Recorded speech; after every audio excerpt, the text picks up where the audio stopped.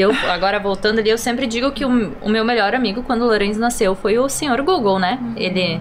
Tudo que eu tinha de dúvida, de madrugada, quando eu tava amamentando, eu abri o Google ali.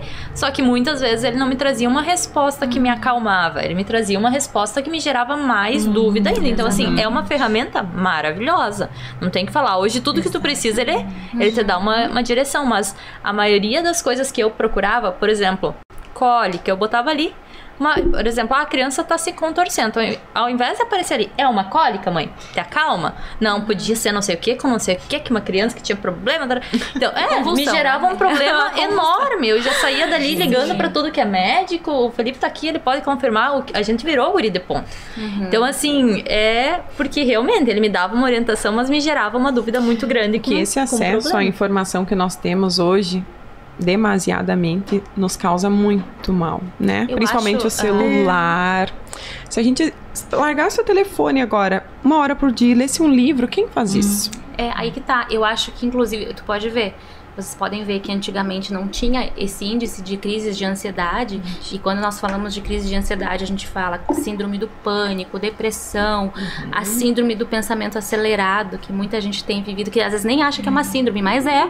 Você deitar a tua cabeça no travesseiro pra dormir, você não consegue dormir, porque teu pensamento tá a mil, você tá pensando em 1000 coisas, daqui a 1000 anos, você já tá resolvendo coisas 10 anos na frente, né? Isso é a síndrome do pensamento acelerado, que tá dentro da crise de ansiedade.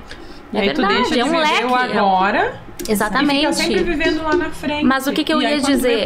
Antigamente não tinha tudo isso. Não tinha nem esse leque de crises de ansiedade. E poucas pessoas tinham depressão naquela época. Por quê? Porque não tinha tanta informação.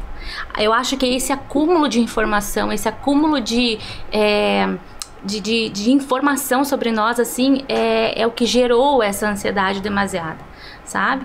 A gente parece que tá querendo saber cada vez mais. Tu já tem um acúmulo de conhecimento e tu quer saber mais e mais e mais. E a gente passa... E se bobear, a gente fica o dia inteiro aqui mexendo e não vê passar o tempo, né? Então, inclusive eu ouvi esses dias uma pessoa falando que tem uma parte do nosso cérebro, né?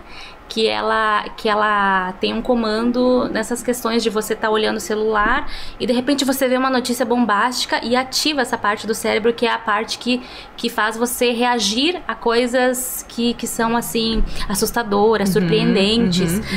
E eles estavam comentando até que eles não sabiam, os médicos falando isso, eles não sabiam como seriam os adultos do futuro.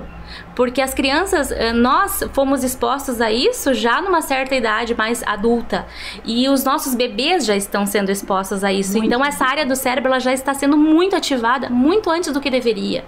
Então eles estavam comentando uma coisa que me chamou muita atenção. Como serão os bebês, né, futuramente? Que tipo de adulto vai ser? Como serão os nossos filhos, né? Exatamente, os nossos filhos.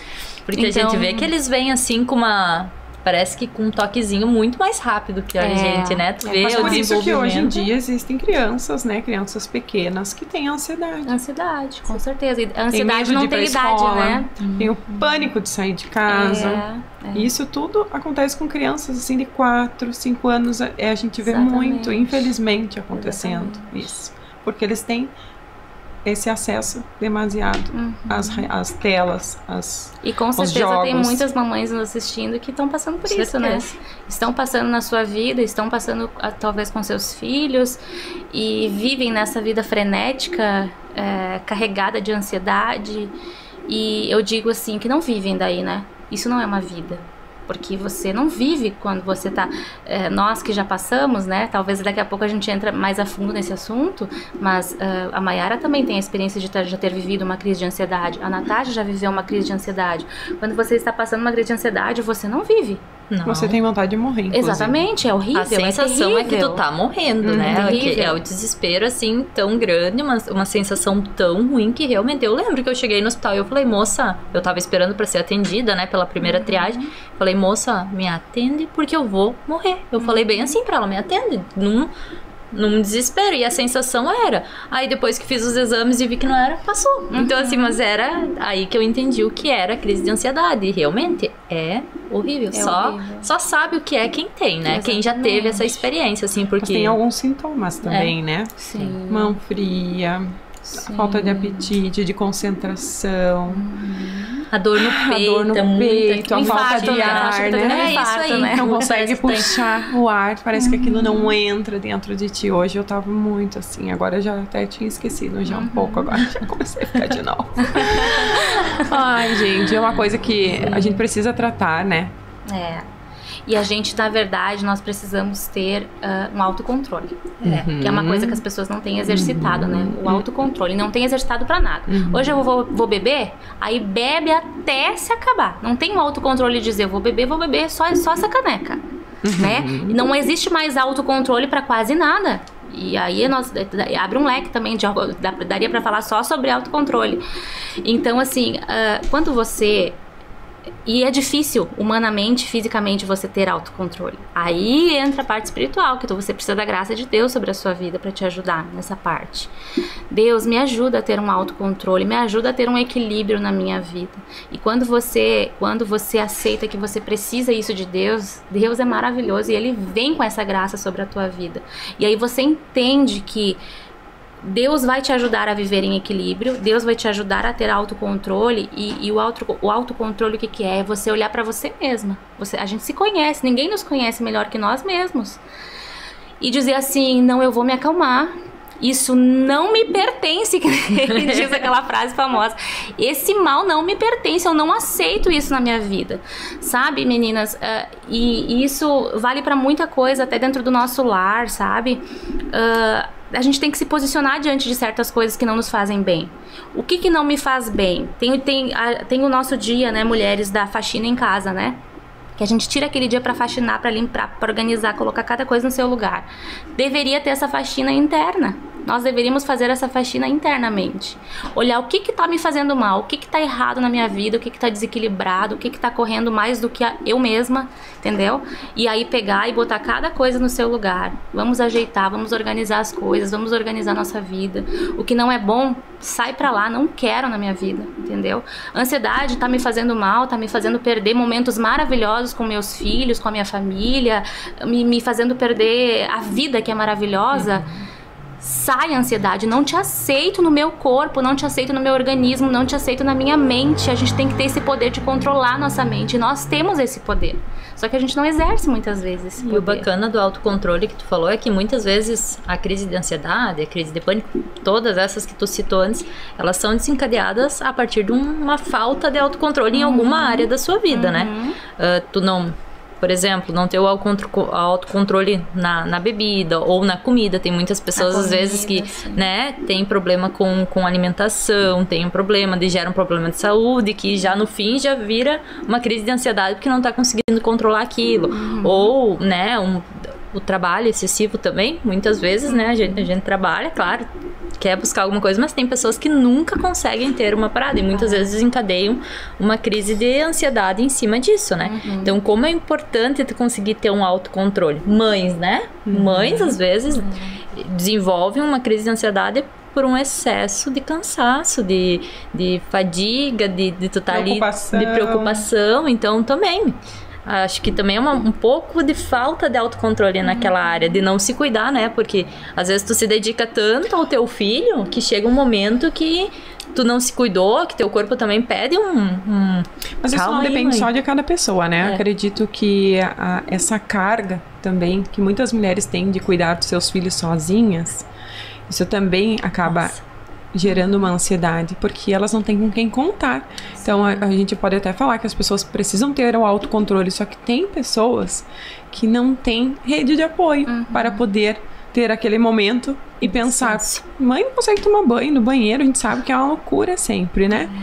Então, essa falta de apoio, de conhecer melhor os seus parceiros, né? As pessoas escolhidas na sua vida, isso também gera um problema lá na frente. Mas, deixa eu falar uma coisa pra vocês. Estamos aqui conversando, mas eu preciso agradecer os nossos patrocinadores. Sim.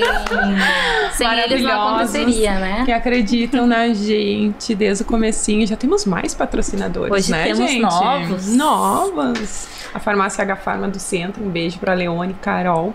São maravilhosos, eu compro sempre sempre lá com eles, atendimento nota 1000, teleentrega, tem tudo de bom lá.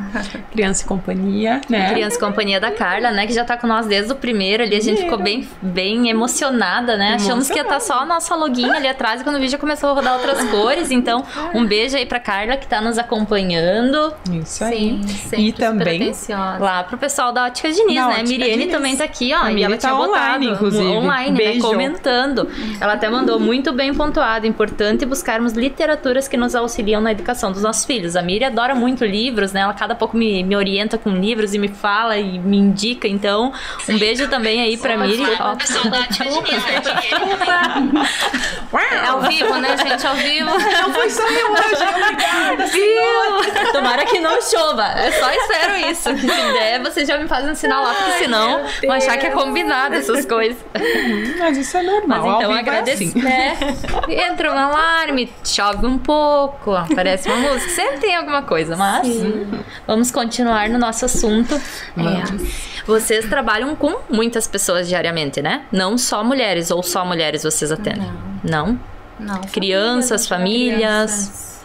Eu, no meu caso, mas não sei se a Ivoline agora já está atendendo. Casais, eu e meu esposo, né, a gente atende. Que papel vocês desempenham hoje na empresa? Na igreja? Na igreja? Na verdade, a gente... o meu esposo, ele é o pastor presidente da Igreja Assembleia de Deus aqui em Santa Rosa. Então, o culto que ele ministra a palavra é toda terça-feira, tem estudo bíblico para a família. Enquanto os pais ficam participando daquele estudo, os filhos têm uma escolinha, tem professores que ficam com as crianças, né? E no dia a dia a gente atende essa parte de integração das famílias mesmo. Mas na verdade, assim, bem o aconselhamento mesmo, né? Que as pessoas nos procuram. De casais, eu atendo mulheres, moças, adolescentes, meninas. Já atendi. Esse período de pandemia foi um período assim que me ensinou muita coisa que eu não estava preparada, mas a gente pôde também socorrer assim muitas vidas e foi muito importante. E como eu digo assim, a gente vai aprendendo, né? E eu e o pastor Ivanildo também nós palestramos para família, para casais. Inclusive a gente já tem agenda, não só aqui, tem fora também daqui. Legal esse trabalho. Que a gente faz esse trabalho. Gratificante, né? Juntamente com ele tem mais quantos pastores que são auxiliares hoje, Ine? Acredito que são uns 11, 12 pastores. E tu, que atendem distritos, né? Também participa disso? Sim, também participamos disso. O meu esposo, o meu pai é o pastor presidente, que é como é chamado, né? Ele é o líder de todo o campo, de todas as congregações, de todas as igrejas da Assembleia de Deus, né? De Santa Rosa. O meu esposo, ele é o pastor distrital. Nós cuidamos do templo sede, né? E aí tem outros pastores que cuidam dos outros distritos. Então, o nosso foco maior é no templo sede. Aquela igreja verde que fica do lado da Secretaria de Educação, que todo mundo passa por ali e conhece. Então, assim, com certeza também não é muito diferente do que eles fazem, né?